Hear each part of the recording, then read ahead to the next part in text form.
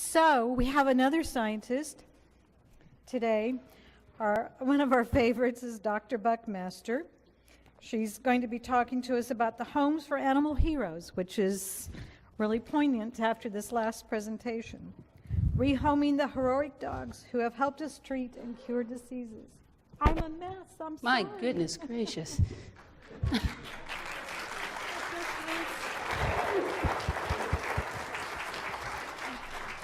Very good. Well, thank you so much for hanging out. I know you guys are they're the hanger-oners, right? Because some folks had to get back early. But I'm really glad you stayed because I am super, super, super, super excited to tell you about this initiative. And Dr. Mack, I couldn't have paid, I should have paid you to set me up for this. Is the yeah. So that is amazing, amazing work. And I think it's really great that you do have an opportunity. It's a rare opportunity, actually, to grab up an animal model like that and then see it translate into a cure so quickly, right? And what most people don't realize is that that isn't always the case. In fact, that's mostly not the case, right? There are decades and decades and decades of basic research with animals, just learning about the biological systems that allow us to do the things we do when they're functioning properly. You need all that information to kind of sort out what's wrong when things go wrong. You know, and there's a lot to understand at the sort of gross and then microscopic and molecular level to get you to the point where you can even create something like a gene therapy, you know, or some other kind of drug to cure something. And so it's really fantastic because there may be more and more of these sort of quicker translation events, right, because of all of the work that the basic scientists and basic research has been doing for years and years and years, and things like AAV are now available as a tool for somebody like Dr. Mack, who's just, I mean, this is an amazing thing. And then to be able to close the circle with the families that you see, it's very powerful. So it's a real blessing, and I'm very excited for you and for these families. I'm also excited about families for dogs, and I want to talk to you about that next. So every time I laugh, that's going to happen, and that's going to be, let's see, right here. How's that better? Okay, good. Okay. So I'm also really excited about that. And I know that Patty's been mentioning NAIA's new program, Homes for Animal Heroes. And I want to talk to you about that today. I think that Dr. Mack made a really good case for why dogs are so valuable in research. And I want to talk just a little bit more about that. So this is one of our dogs. And I should tell you that in my real life, my job is I'm the director of an animal care program, and most people don't understand that, but there's an entire profession of people who actually care for the animals who live in research. They don't live in the laboratories. They live in something called a vivarium, and there's an entire, we have thousands and thousands and thousands of trained professionals caring for them, people who have special training in husbandry and vet care and vet tech care. They have specially boarded veterinarians. We have specially trained behaviorists. Pretty much everything you see at the zoo we have in a vivarium, and then some, because they have to understand a lot of the science as well. So I run that program, and Baylor College of Medicine has one of the largest animal care programs in the country. And so that's what I really do in my day job when I'm not running around talking to you folks and other people, just so you know. So you may have questions about that, and I can talk to you about that sometime as well. But let's talk about dogs and research in general. I think we've just seen a very extraordinarily powerful example of how valuable they can be to people's lives. And I thought I would just kind of look up and give you a quick summary, little sort of history of why dogs have been important in our lives so far. So, but I pushed the same button that everybody else pushed, and that didn't help me. Okay, so let me try that again. All right, so here are some examples of things, and you'll recognize all of these things. They give you a sense for how dogs have helped us already.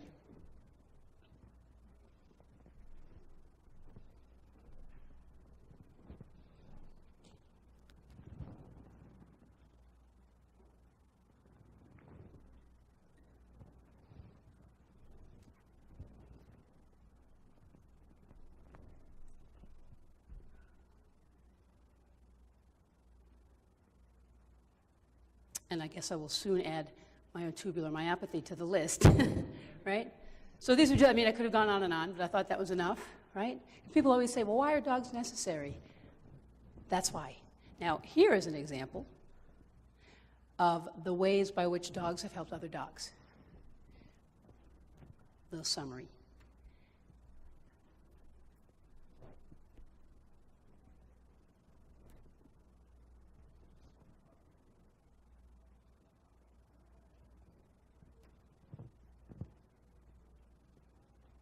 And then I ran out of room on the slide, so that's what you get for now. Raise your hand if you realize that. Nobody, a couple of you, yeah, Patty. Yeah, so I think there's no denying, I don't think anybody in here could deny the fact that these animals are incredible heroes. Absolutely, right? This particular hero was one of ours. His name is Leon. And what I need to tell you, and I don't know how this is going to pan out, at least Dr. Mack touched on a little bit, but at the end of the basic research, when we're trying to understand systems and we have to evaluate things at the cellular level, many times the dogs have to be euthanized for those evaluations. And that's a truth that you all have to accept. And if you continue to hope for cures, then that understanding of biological systems will always have to happen. And oftentimes it ends in a tissue evaluation, right? So many dogs are euthanized. But what's also great is that many do not have to be euthanized. And for people who love these animals tremendously, when we have an opportunity then to find them a new family, it makes us very, very excited.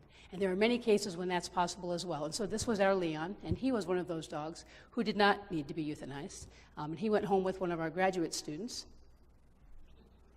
Here he is at home.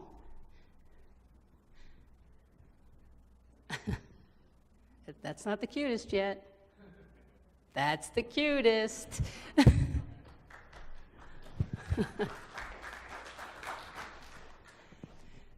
So, well, before I tell you, so what most people don't know, maybe, and they probably don't think about it because people don't talk about animals in research very often, but the truth is that the research community has been adopting animals out post-study for over 40 years. And I did a very casual sort of across-the-country survey of my colleagues, and I collected all the information for how long they've been adopting animals out, what kinds of animals, and I want to tell you, I'll try to remember them all.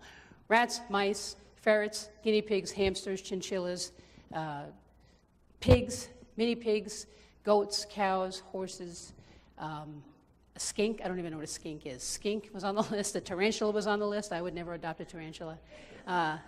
Reptiles, fish. Everything we can adopt out, we've been adopting out for 40 years. It's not new. It's not new at all. And we love it. And so I want to tell you now the story of Andy and Kipper, only I forgot my piece of paper, and this is really important, pardon me.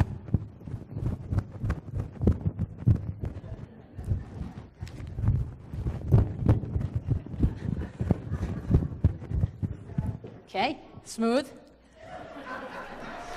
Thank you.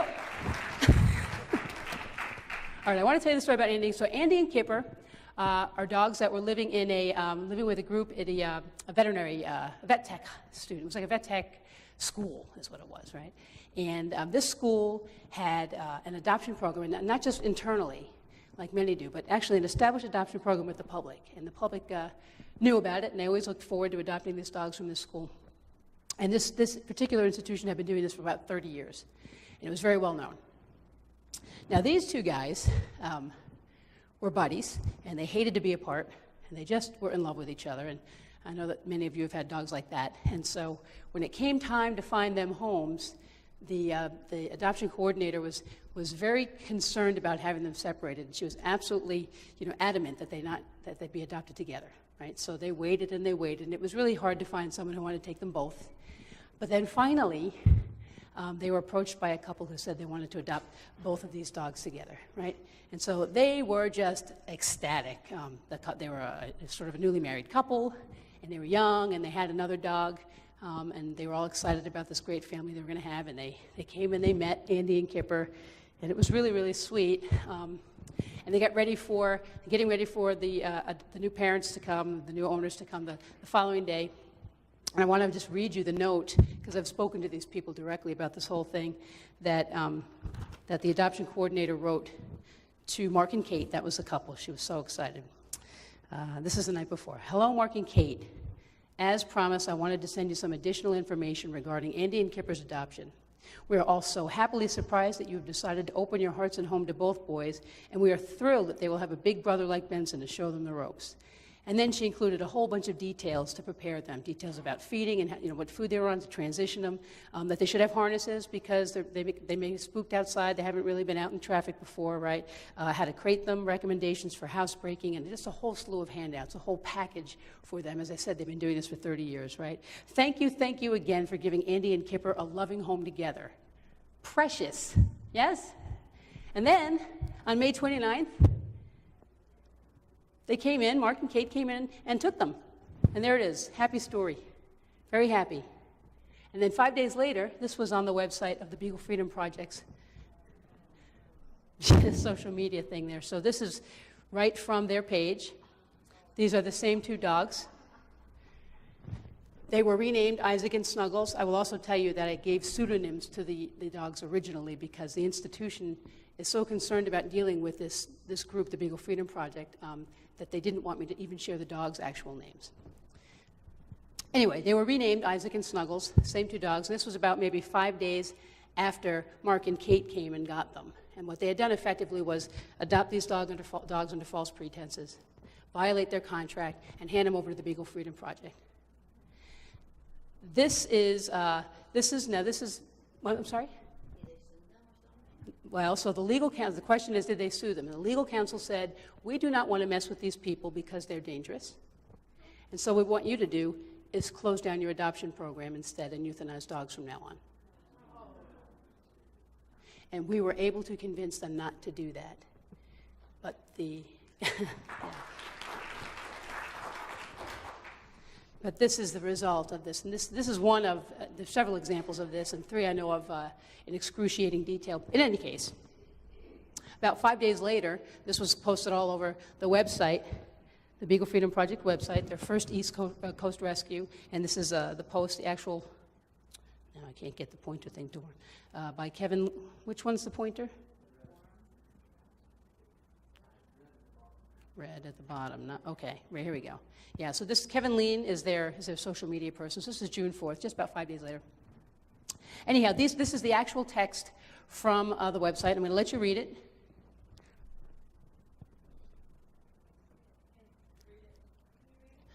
Okay, Isaac and sure, I'll read. Yes, and you want me to read you a bedtime story later too? I will. Just let me know. I have some extra wine, and so that was okay. Isaac and Snuggles spent 4 years each in a pharmaceutical lab enduring pharmacologic kinetic testing.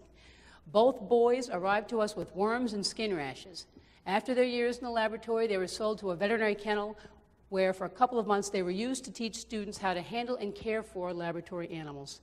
And there are some interesting uses of quotations there. This is the second paragraph. Thanks to a friendly contact, Beagle Freedom Project was able to arrange for their release, and they're already on their journey to recovery. Their first few moments of real freedom, exploration, and cautious affection are a heart-melting reminder that they are survivors, a lucky couple in a country with 70,000 like them still languishing in the labs. Now, some of you are making groans, and that's because you're a sophisticated audience when it comes to these kinds of tactics. But I want to point out the obvious to you anyhow. The Beagle Freedom Project, in my mind, is the most dangerous animal rights extremist organization to threaten biomedical progress and our future as far as animal and human well-being since PETA ever hit, probably even worse than HSUS, right? Because while HSUS has a lot of resources to mobilize legislation, and I'm sure they all work together on some level, this group has figured out the most powerful way to manipulate public opinion. And the way they've done that is they've avoided all the crazy rhetoric that you hear from PETA, right? They say things that are so off the hook that people don't listen to them. What these people do is they use seemingly harmless words that grab your heart and take you on a little journey. And let me show you what they are. It's sort of this music behind the words approach to manipulating people who are kind-hearted and loving. And make no mistake about it, the reason the public there's such easy marks for this kind of manipulation is because we all love animals. And they exploit this natural tendency of humanity by doing things like this. Take a look at some of these words, and I'll just point them out to you. First word is enduring. Now, there's nothing nasty about that word, right? Enduring. It's not vivisector or torturer or anything like that. It's a simple word, enduring.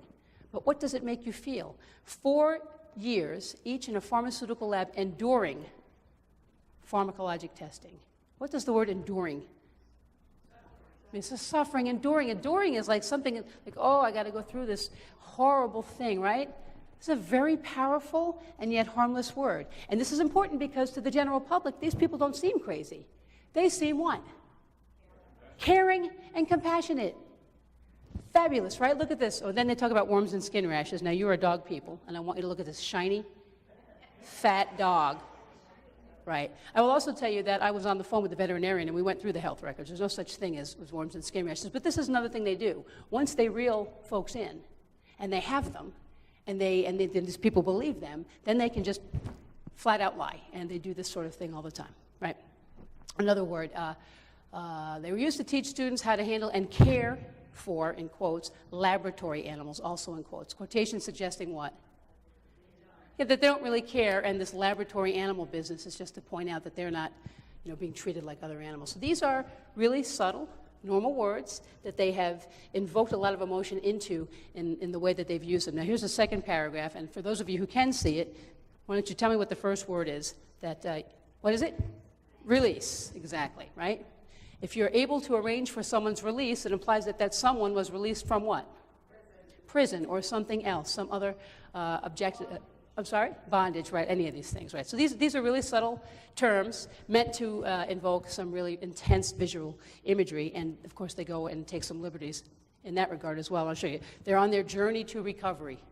Get it? Same thing, right? These animals will allow you to, first few moments of real freedom, exploration, and cautious affection. Why cautious? Because they're obviously afraid of people. See how powerful this is?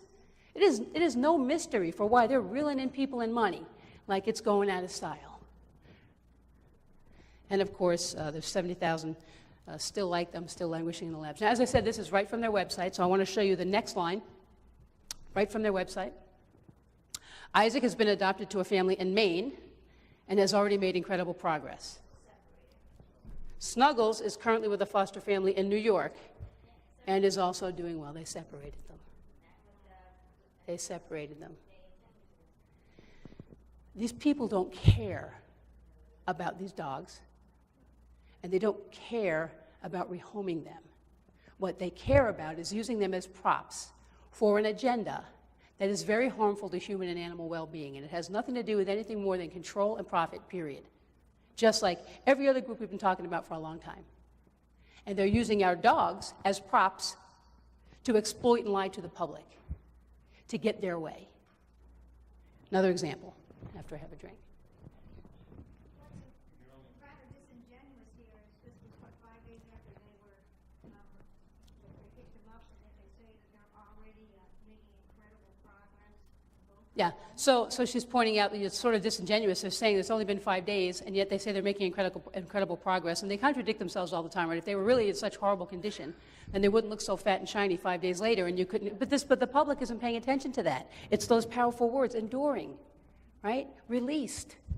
That's all they're worrying about. And there's no logic in that. Once they get you to go here, and this is true for any of us, there's not a whole lot of this that goes on after that, right? It's powerful. Okay, now I want you to meet Jerry the Beagle puppy. So this is Jerry, and he's very, very sweet. There he is, about 6 months old, and he was adopted from UC Davis, the veterinary school there, by this woman who called herself Katie Johnson at the time, and he was adopted on November 3rd now of 2013. The other adoption was also in 2013.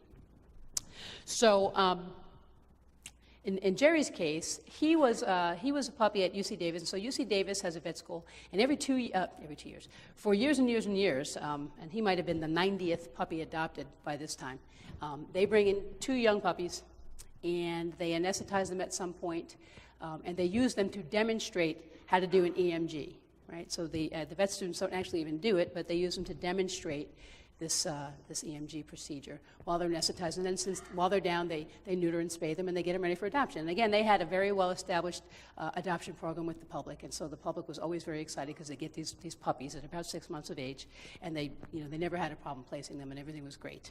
So then Katie Johnson, here she is, came and adopted them, and this Jerry was adopted on November 3rd, 2013.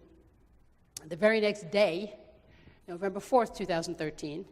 This was on their website along with a big media release. So this was the official first West Coast rescue.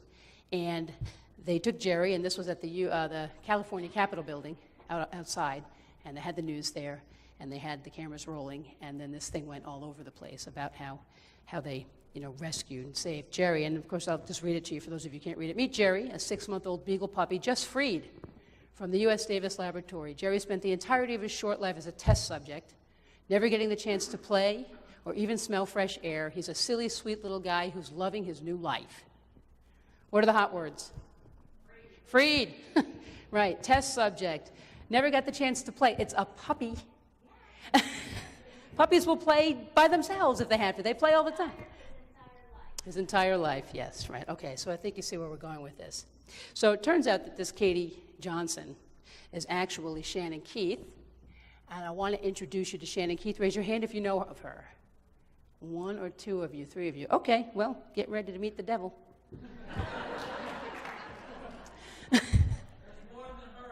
Oh yeah, well, I got more than one to show you.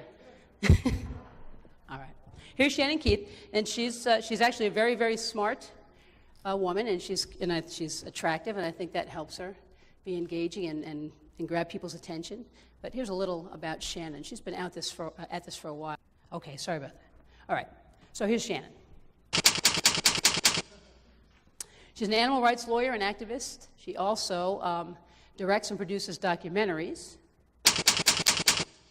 She's president and founder of the Animal Rescue Media Education Group, and this is their logo here, one of them. And what's this supposed to be?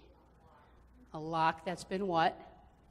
Cut or opened, right? Freeing the animals, right? A lot of imagery in there. She founded the Beagle Freedom Project in 2010, and it's actually just falls under this 501c3 of Army here. So she's been doing this sort of thing for a while, and one of the images that doesn't look like it came up, there it is. Okay. She's an ALF supporter and a SHAC supporter. And in 2006, she actually directed and produced this movie called Behind the Mask. Anybody hear of it? Raise your hand. Okay. It's a movie that was written to glorify the Animal Liberation Front, as these poor people care so much about animals, and they're saving animals, and how can the public be so against them? And so this was a movie depicting them as heroes, and everybody else as just sort of bad people for criticizing them. It didn't matter they were burning buildings and blowing up people's cars and threatening their children and sending bloody razor blades through the mail, saying that they had AIDS in them and so on and so forth. These are the things that the Animal Liberation Front did, and these are the things that she was glorifying in her movie Behind the Mask. She was also the defense attorney for a gentleman named Kevin Jonas. Raise your hand if you've heard of the SHAC crimes. Okay, good. So then we don't have to go through all of that. All right. Now I want you to meet Kevin. There he is. Kevin is not a nice man. He goes by the name of Kevin Chase now, and he's actually the vice president of the Beagle Freedom Project. Shannon is the president and founder. He's a formal Animal Liberation Front spokesman. He was a spokesman for SHAC in the UK, and then he came back to the United States and founded SHAC here. Patty knows all about him because she was involved in some of the earlier protections that were mentioned yesterday. If you get a chance, go online and look up SHAC USA and find the article with this picture and read what this guy actually says in there. You'll get an education into how his mind really works. It's pretty frightening.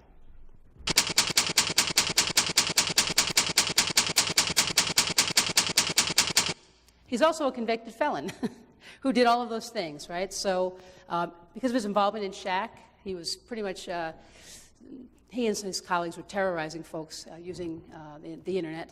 And he spent 6 years in federal prison for conspiracy to violate the Animal Enterprise Protection Act, which was later strengthened to become the Animal Enterprise Terrorist Act as a consequence of what he and his colleagues had done. He got 3 counts of interstate stalking charges for conspiracy to harass using a telecommunications device, and he was in jail for 6 years. As soon as he got out, guess what started? The Beagle Freedom Project. So, and then he was on parole for about 2 years. And the messaging in the beginning of the Beagle Freedom Project was a little bit more gentle, right? They were really just talking about finding homes for dogs, and they weren't really talking about the real truth, which was that they had an agenda to remove animals from research before it was really realistic to do so. But I swear it felt like the day after his parole ended, they got really severe again with their messaging, and they went into this, this extreme animal rights stuff that I just kind of showed you, and there's more. And as I said, he's the vice president of the Beagle Freedom Project. Now, I want to talk to you about what they're really up to, and I think you already have a clue, right? Raise your hand if you've heard about the identity campaign. One of you. Okay, so two of you. This is going to blow your mind. And Dr. Mack, you're going to be particularly upset. So, this is what the Beagle Freedom Project did. They went and they submitted open records requests to 15 institutions, state institutions across the country, and they asked them for the ID numbers and the ID numbers for dogs and cats. And they just kind of, and they may have asked for some other things, but they took all this information and they sort of held on to it. And then a couple years later, they started the identity campaign. And this is how it works. If you, as a follower, and by the way, they have a global following now, if you as a follower want to adopt an animal imprisoned in a lab, there are 3 simple steps for you to follow. Step 1, choose your animal. So they have a whole listing now of these animals and their ID numbers, along with the institution that they came from. This particular one is Animal ID 38707 from the University of Georgia. This one's a cat. Step 1, choose your animal. Step 2, give us $50, and then we will give you a little army, like a military dog tag, with that animal's ID number on it and the institution it came from, for you to wear proudly around your neck so that you can tell everybody else to support the Beagle Freedom Project, who is doing this wonderful thing for animals. See where I'm going with this? That's not the worst part. Here comes step 3. Click on this link, and we will give you a completely filled out FOIA request. And I mean, it's filled out to ask for everything under the sun. Now, those of you who don't do the work that I do probably have no concept of how much documentation is involved. But every time you look at a dog, every time you clean his room, every time you change the trash, every time you feed him, and this is for every animal, right? Every time the behaviorists come in and just play with them or teach them a new thing and do positive reinforcement training, every single thing that happens with our animals gets documented. It has to be documented. So for each animal, there are literally, especially if he's been around maybe 1 or 2 years, hundreds and hundreds of documents. So these FOIA requests ask for all of that. Every single piece of paper related to the care of these animals while they're in the research institution. And all that the person who pulled it down off the website had to do was fill in their name and address and put down how much money they were going to pay, and then they started bombarding institutions with these FOIA requests. It's a crowdsourced FOIA request strategy. And they were just blasting people with these things. Yes. So I have a colleague in Texas, and who was one of the institutions that got targeted of the 15, and they had got over 130 of these things. And several of them did nothing all day long but try and gather all of this stuff and make copies, and then it had to go to legal. And what was the whole point? Really, what's the point? Harass the institutions and shut down research. Nobody can work if they're doing this, right? And then the best part was they told these people, well, and then when they send it to you, when you get your information from the institution, please send it back to us at the Beagle Freedom Project so that we can use this information to tell the world the truth about what's happening behind those walls. So this was a way for them to get even more information, to distort and misinform the public, to ramp up their support even more. Sinister, evil, and brilliant at the same time, yes? This is their game.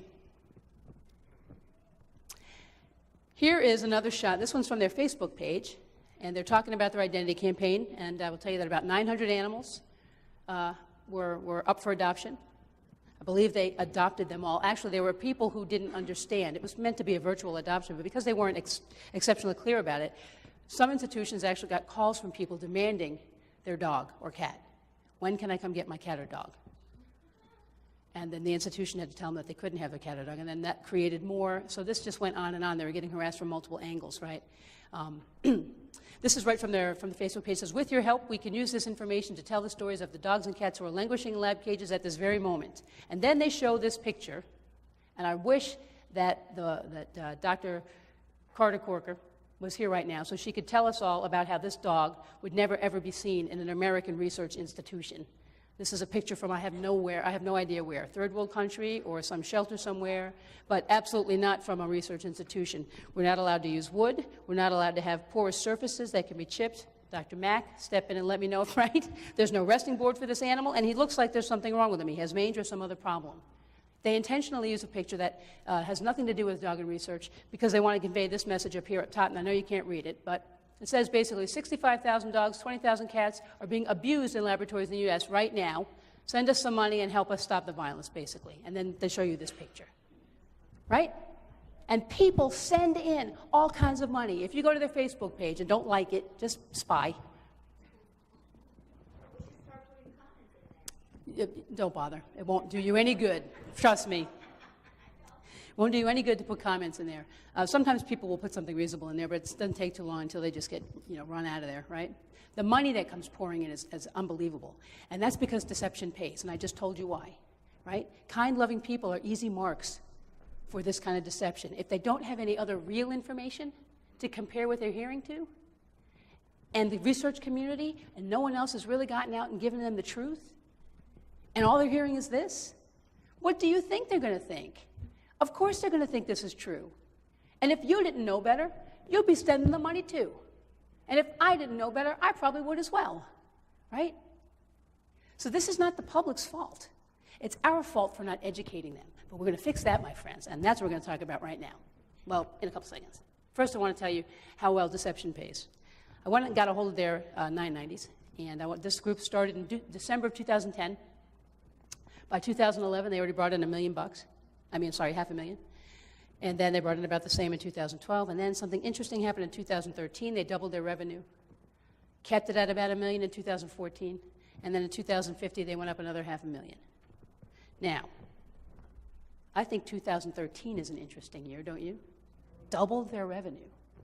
Now think about what I just told you when I opened this talk. What happened in 2013? It's not that the guy got out of it. Think about it. What happened in 2013? They did what? They sold it. 2013 is the year they realized, we can get our hands on these dogs and use them as props to lie to the public. And that's exactly what happened. Because who doesn't love dogs? Everybody loves dogs. It was brilliant, right? Doubled their revenue the year they decided to use our dogs as props to lie to the public.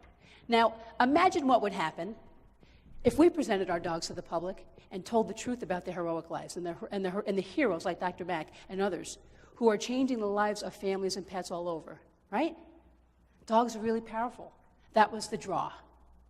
And if they can do it, so can we. And this is the brilliant thing of the whole thing, because the only good thing the Beagle Freedom Project has done is they have created an absolutely global audience, a stage of millions and millions and millions of people. And we don't ever get a chance to talk to millions of people at one time, ever.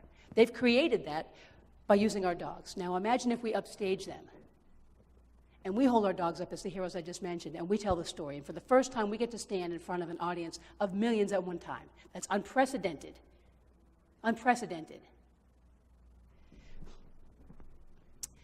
Oh, I want to go back to this. The last year, they took in another $500,000, 2015. And that was interesting, and you probably don't know about this, so I'll just tell you about it right now. That was the year that Microsoft was awarding $500,000 grants for their favorite charities. Anybody hear about that? Well, they gave out 10, and they had their people research, the 9 best global charities in the world, and they each got $500,000, and they got to use the Microsoft brand, and they got some equipment from Microsoft to help them do their really good nonprofit work. And then the marketing folks had a great idea, and they said, you know what, let's let the public pick the last one. And so they said, they put it out there, announced to the public, we're going to let you folks choose your favorite global charity. And the way you vote for them is you vote for them on Facebook or Twitter, and you send us your votes, and we'll count them. And the charity that gets the most votes from the public will get the last Global Charity Award of $500,000. Now, just like the Beagle Freedom Project and all the other extremists can manipulate the public, you have to remember who's in the public, okay? And the real issue is, again, if we're not saying anything and all they're hearing is this stuff, then they believe it, right? So who's in the public? Well, there are important media people in the public and all kinds of influential people, celebrities and the like. And these people have also been lied to, and they also believe what they've been told. And so what the Beagle Freedom Project did is they mobilized all of the celebrities who were supporting their cause. People like this: Ellen DeGeneres, Miley Cyrus, Kate Perry, Kendall Jenner, Lena Dunham. I don't know all these people because I'm old, right? Keisha, Moby, Diplo. These people have one name, they're famous. The only one-named people I know are Cher and Prince, right? I don't know. So these folks got their fan bases mobilized, and blammo. The Beagle Freedom Project beat out children's charities and all kinds of other charities for diseases and things that are really, really important. And they got the 10th Global Charity Award. And guess what they did with that? Well, about 2 weeks later, I read about the fact that they're building a building. And this was the latest information. This came out about a week ago. They've got the concept drawn up, and they've already started building it. And I want to tell you what they're going to do with this building. It's in Hollywood, which is where their headquarters will be. And this is right off of their site, their words. It will house the offices for the growing BFT team and volunteers. It's going to have a large indoor and outdoor dog park space for the public and press to interact with the lucky liberated animals. And, this is scarier, it will have dedicated space for school presentations and video showings and exhibits about animal testing, along with innovative ways everyone can help from their experts in animal care and well-being. It's going to be the propaganda warehouse of a lifetime, complete with dogs inside playing with children and news cameras rolling the film. A propaganda warehouse. What kind of propaganda? Propaganda like this. Dear laboratory animals, we know that behind those bars you are suffering.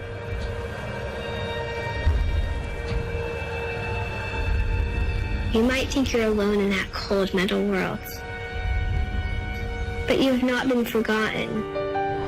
Today we're making you a promise. We are coming for you.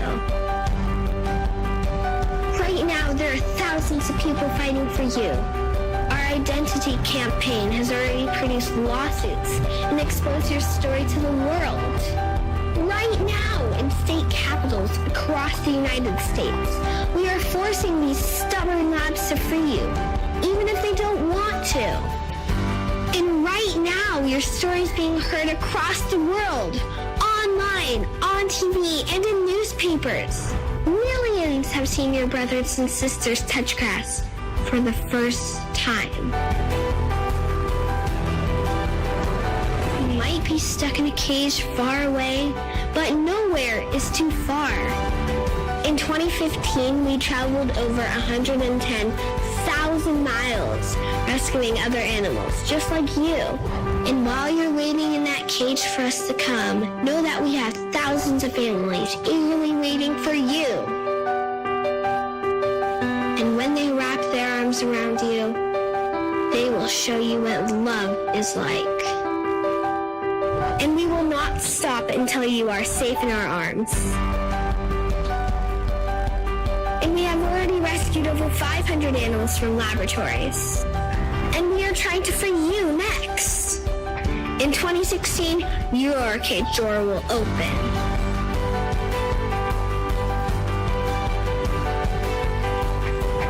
No matter the distance, no matter the price, we are coming for you.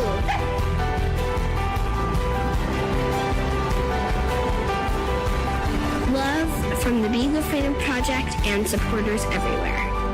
Please join Beagle Freedom Project today to make sure tomorrow holds brighter opportunities for dogs and other animals still stuck in the labs. And the money came pouring in. It always does. Rolling in. Now, what are they really doing with this money? It's really not about rehoming dogs, and I think we made that clear. What they want to do is change the law, and they've now made it very, very clear that that's their point. They have said very clearly, we are going to remove dogs, and at some point, every animal from research as soon as possible, because they don't understand how dangerous that is, and they don't care. This is about control in the world according to them, and it's about profit. And that is what they're after. And they've actually said also, we know that we can't just present a bill and end all of the work with animals in research right now. So we're going to do something else. We're going to work on this very incrementally. And so what they're doing is they're presenting these little forced adoption laws into the states, and they sound like, just like everything I said before, right? It's always the music behind the words. There's always something else that they're intending to do. But these sound like very reasonable, laws, just sort of like what Christina was talking about yesterday with the horses, right?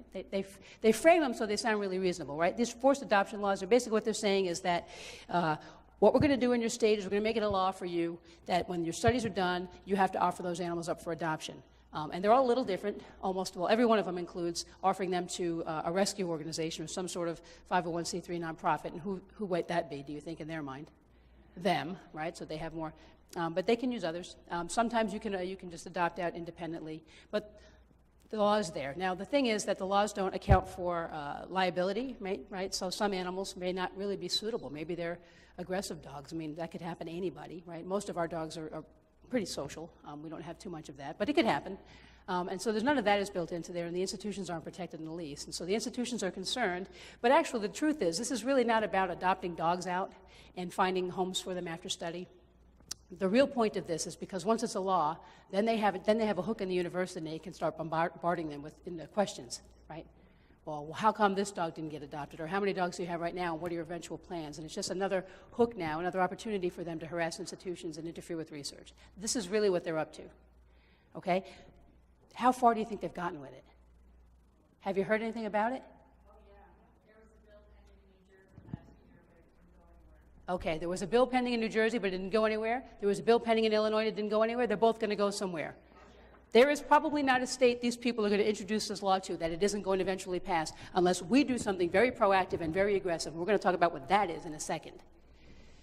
So they passed it in Minnesota 2014. In 2015, they passed it in California, Connecticut, and Nevada. They passed it in New York this year. And they're still working on Illinois, New Jersey, Maryland, and I believe Massachusetts, actually, at the moment. There's also a federal petition around. So they have this online form for people all over the country to sign that says, hey, we pledge that we will support that bill when it comes to our place. When it comes to our state, we're going to pledge it. We're going to support it. And there are thousands, tens of thousands of signatures on this thing already. So they're already priming everyone to get in there and support this thing when they introduce it. And they've been able to do this because they have convinced the public that the animals in research are treated badly and they're not cared for and that they don't live well. Now I'm going to show you how our animals actually live. These are photos from some of my colleagues across the country of their dogs in research, okay? Because I want you to know, this is how our dogs live.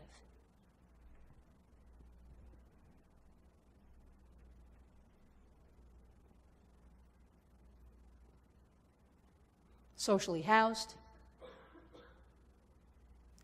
playrooms if they don't have outside access, and for those who do, all kinds of socialization. Yes, it's grass, believe it or not. I know I probably wasn't following the rules. There shouldn't have been grass.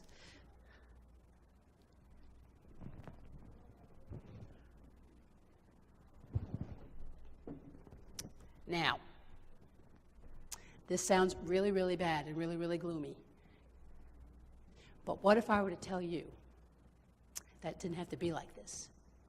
What if I were to tell you that there's another organization who can place more post-study dogs than all of the existing organizations now, even the bad and the good put together, across the entire country, who could place up to 3,000, 3,500 annually, like that? What if I told you that these people could also mount an incredible educational campaign and get in front of cameras and show these animals to the world as the heroes they really are, and talk about the valuable contributions they make to our well-being and to your pet's well-being and everybody you love's well-being, right? And what if I were to tell you that I could hold them up in front of a camera, and I mean me, if I could hold them up in front of a camera and I could tell you the truth about their lives and how much you should honor them and why you should honor them? And what if I told you that this platform could be the hugest, first of its kind opportunity for us to educate the entire world at one time about this issue, and then about the dog breeding issue, and then about the horse carriage issue,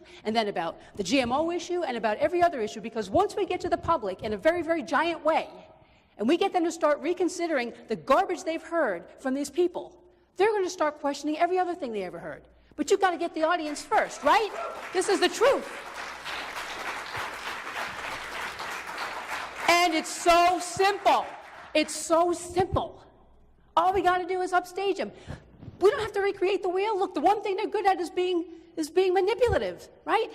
They've already created this mechanism for us. They've manipulated the whole world. The whole world's looking at dogs. They can look at our dogs. And I want you to imagine that. You're watching Shannon Keith. You're home one day watching TV at a commercial, right? And she's holding one of our dogs who's fat and shiny and kissing her while she tells everybody that he has skin rashes and his teeth fell out and he hasn't been socialized, right? And when you blink your eyes and you open them, there I am.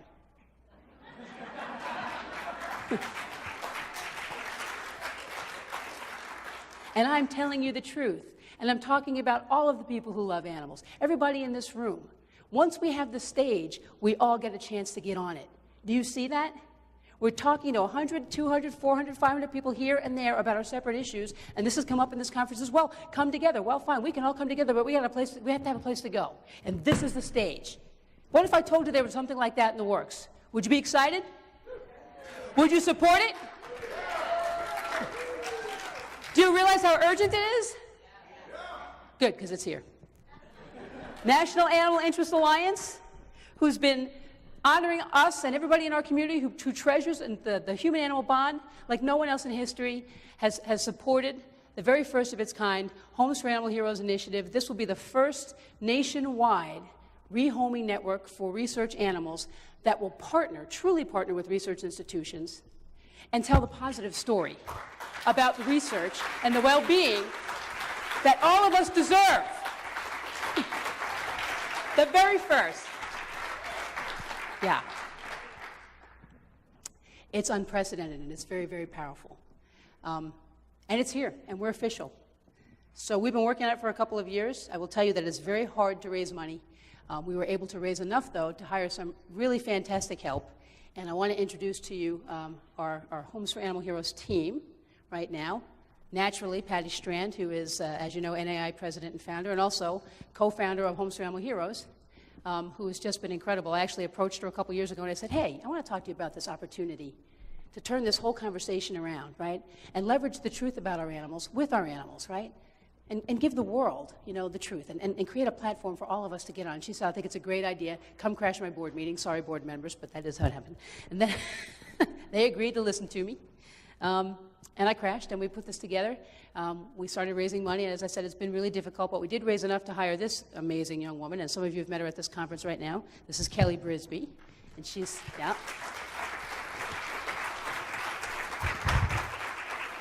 And we were super excited about her. I'm going to read you some highlights from her resume so you can see why, okay? So she's the very first Director of Development for NAIA and also the Homes for Animal Heroes National Director. And just a few things about her, because you probably don't know. But she actually has a degree in journalism. Now I want you to think about this education piece and where we're going with this, okay? She has a degree in journalism. She has over 10 years of fundraising experience with nonprofits, specializing in grassroots organizations. That might be useful. She has raised, stand up so they can see how young you are. I can't get over this. Stand up. Right.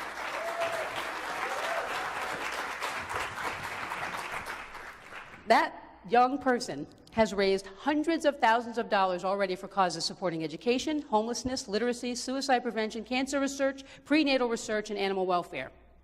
Could we find anybody better? Are we armed to make this thing rock and roll, or what? For sure. Then I am the spokesperson and co-founder of the, you know who I am, okay?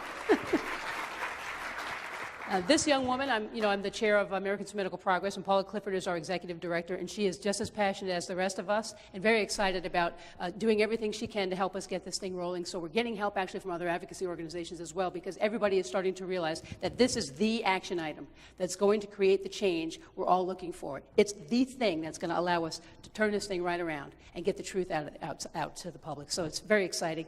And then we have a consultant. This is Carolyn Sterner. You don't know who she is, but she actually had a New Jersey version of this and has been a trusted colleague of the research community for over a decade. And so she's already created this model, and what we're doing is we're making it national. And guess how we're leveraging it? With all of the dog experts that Patty Strand knows across the country. And some of you will be a part of this network. You just don't know it yet.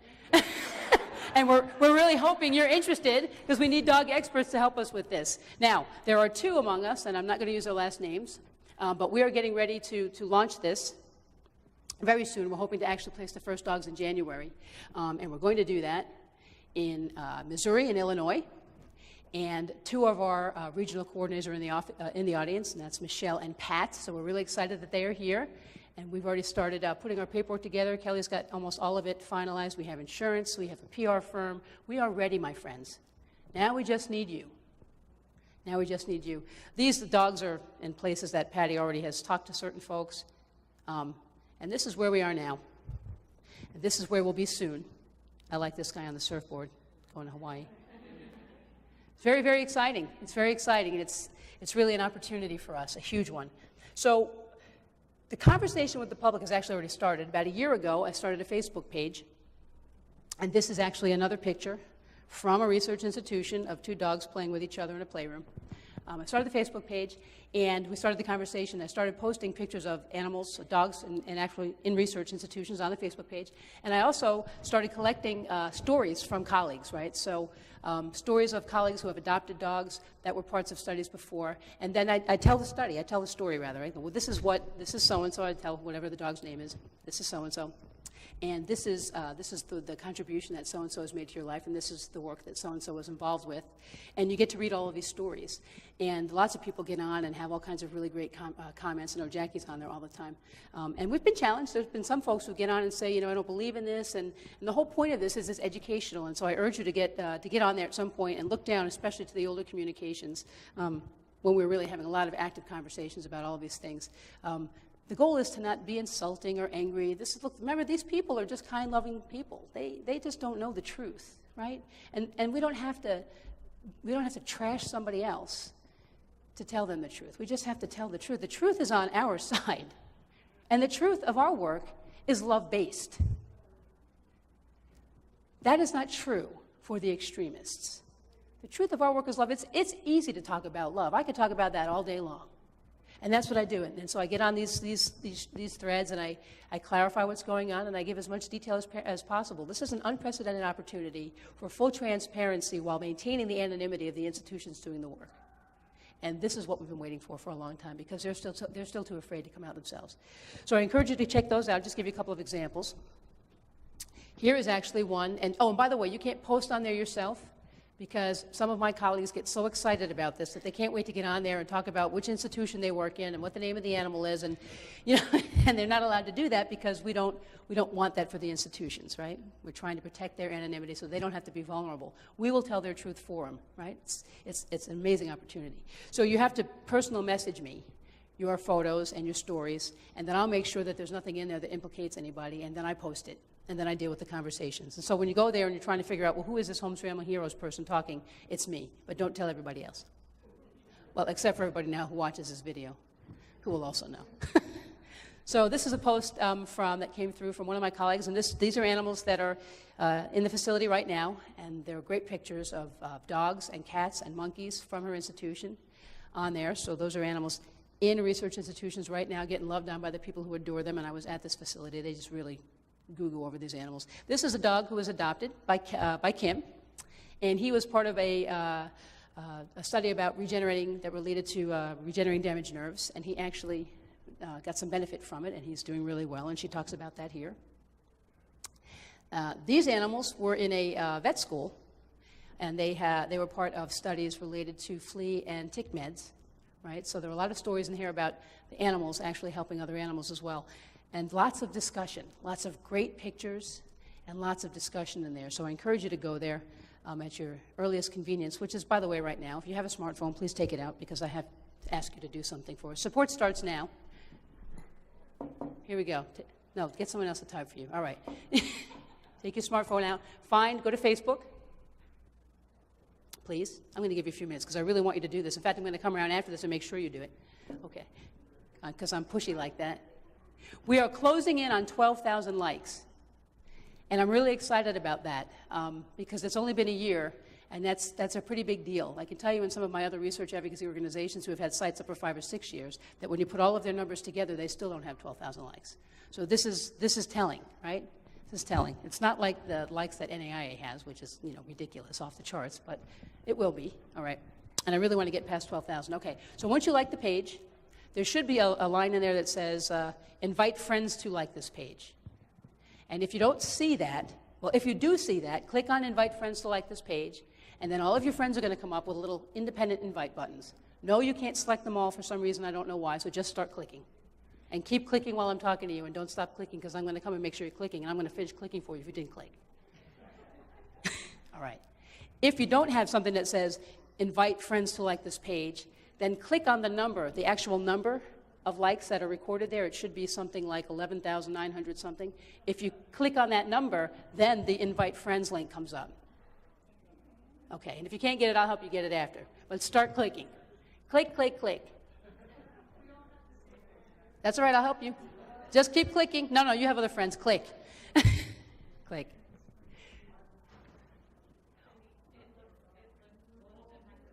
It's okay. It's okay. They may look different. I'll help you. Just start. If you have it, click. If you don't, I'll help you. Don't leave until I help you click. Okay, good. Because we want as much support as we can get for this. We need it, right? We've got to have a big voice. I will tell you something. They're getting nervous.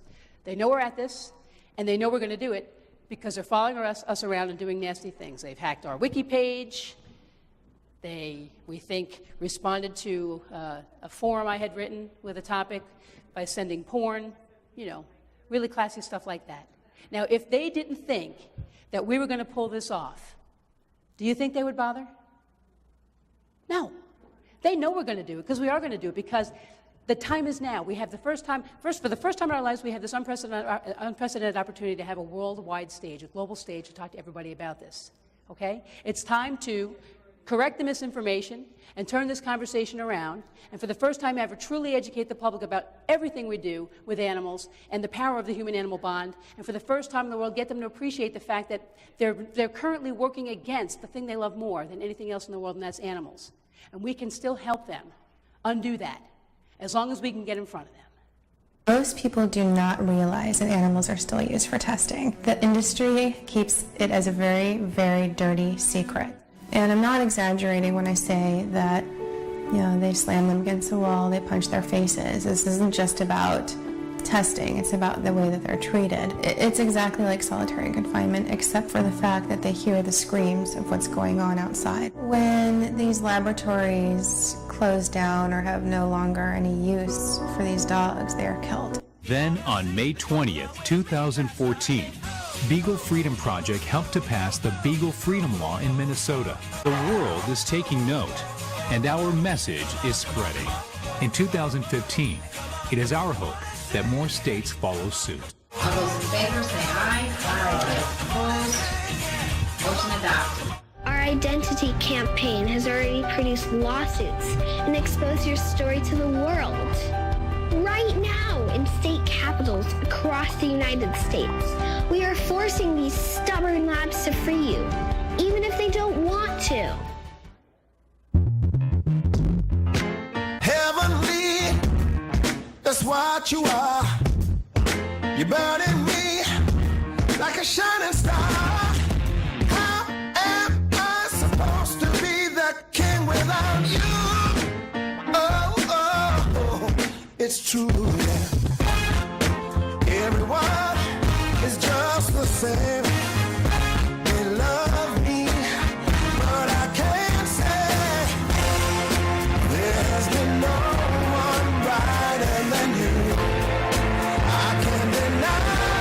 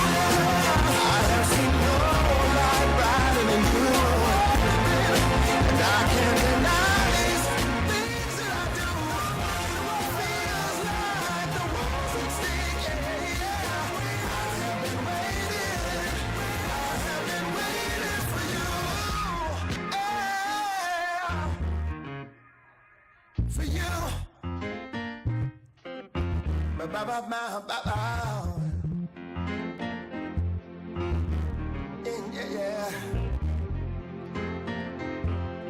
Every day I sit down and I feel like I'm waiting for you. I've been waiting for you.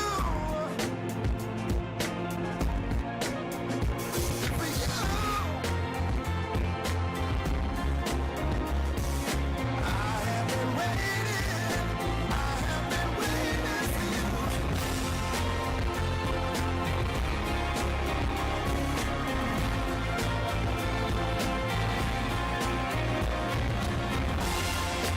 There has been no one brighter than you.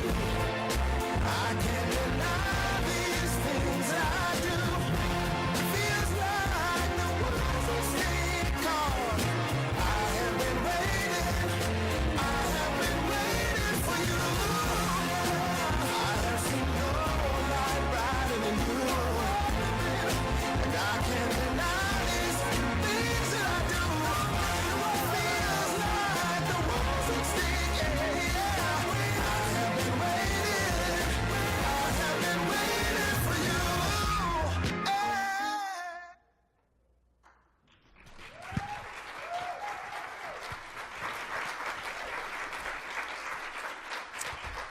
It's time to allow the public to do the obvious, to show their gratitude, share their love, and support a hero, and it's time for us to help them know the truth.